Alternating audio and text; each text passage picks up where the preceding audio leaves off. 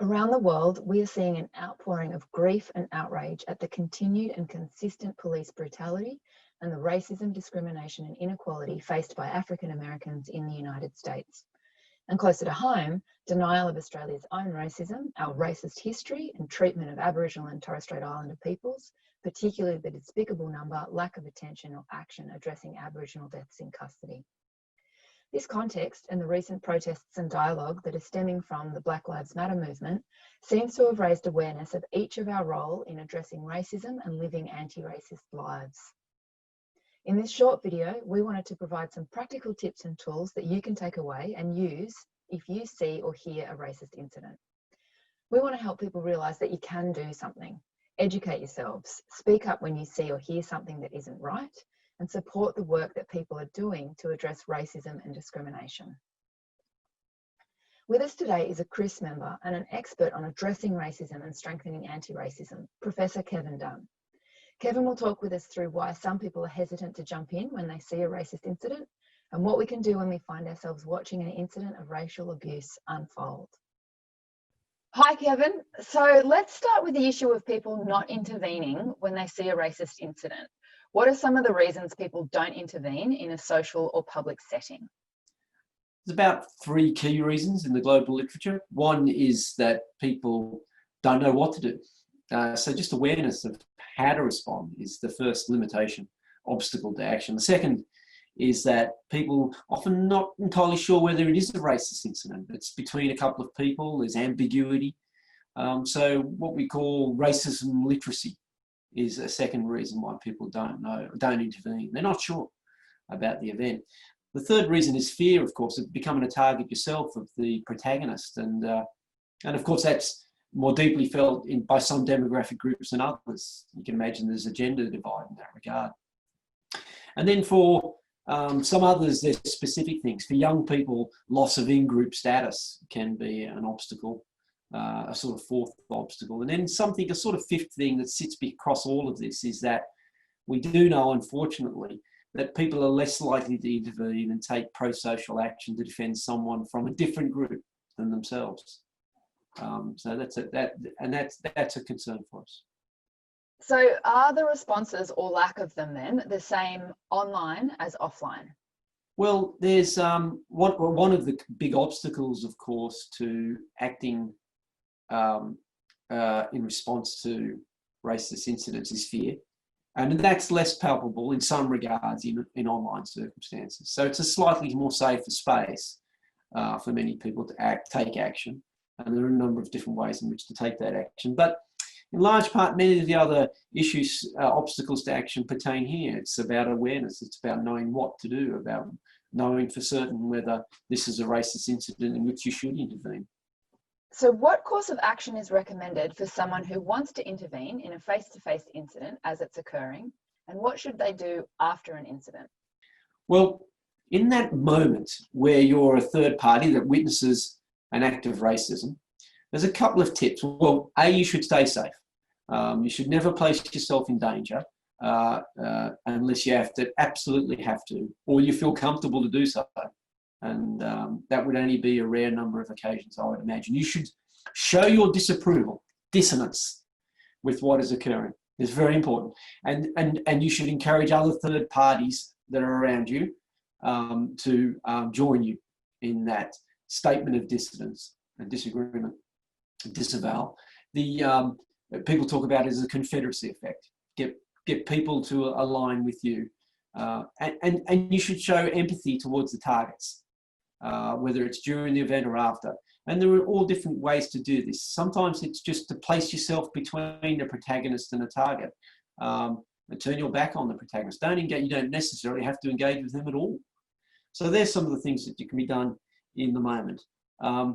One other thing I would say is, do try and force yourself to lean in and take action when it's a person from a group other than your own, because we do know that people are less likely to do that. So think in terms of cross-cultural reach and embrace.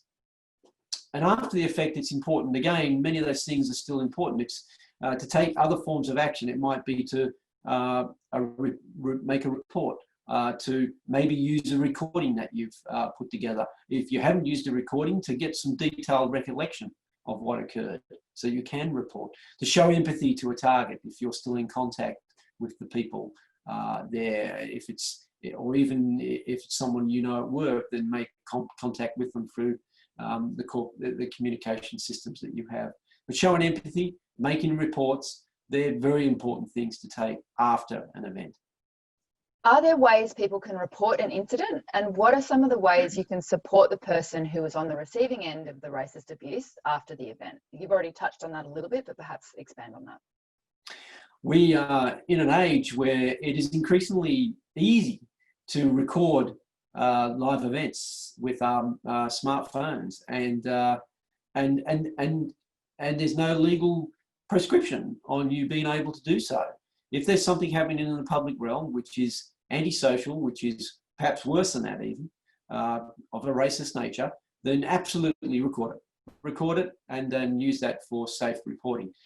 If it's something you're seeing online, similarly, use the techniques we have in online environments to record, to take screenshots, etc., to store the emails, whatever the case may be. This is incredibly important evidence, perhaps, in an investigation, whether that's a criminal investigation or some form of misconduct investigation, say within a workplace or whatever.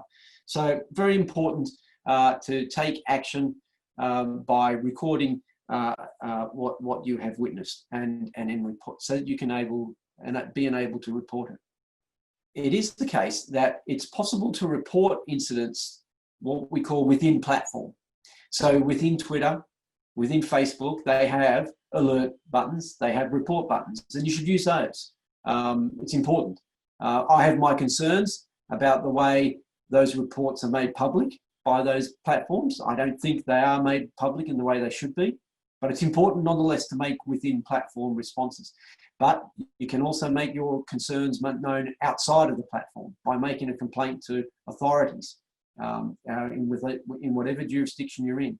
And similarly, within an organisation, if you experience racism within your workplace or in an educational setting, you can make within organisational reports as well. To a teacher, if you're a student, to the university, if you're a university student, to an employer or supervisor, if you in your workplace. But similarly there too, you can report outside of your organisation, to human rights commissions, to policing authorities and others. So there's ability to report within, and also you should contemplate reporting without, particularly if you don't get satisfaction from your internal report.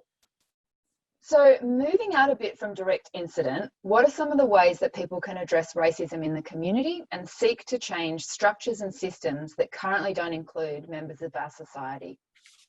The great thing I think about people taking bystander action, some people say we should call it upstanding, not bystanding. That's a good point. But the great thing is it sets new norms in the spaces in which we inhabit. Whether it's an organisation or it's a train that we often catch, or it's a circle of friends in a social media setting, or a change room of a football club.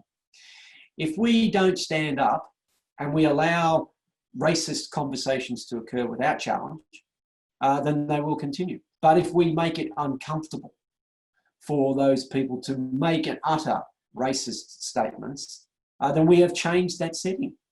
We have made it a place which has a zero tolerance, if you like, for racism.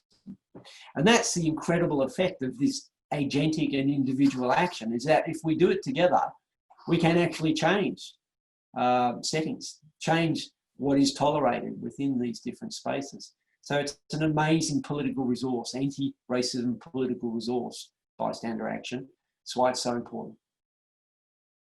Thanks for sharing your expertise, Kevin. Really helpful and practical advice.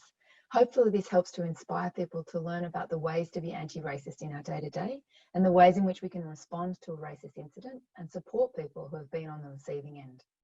Thanks everyone for joining us. We hope you can check out another CRIS video soon. Cheers.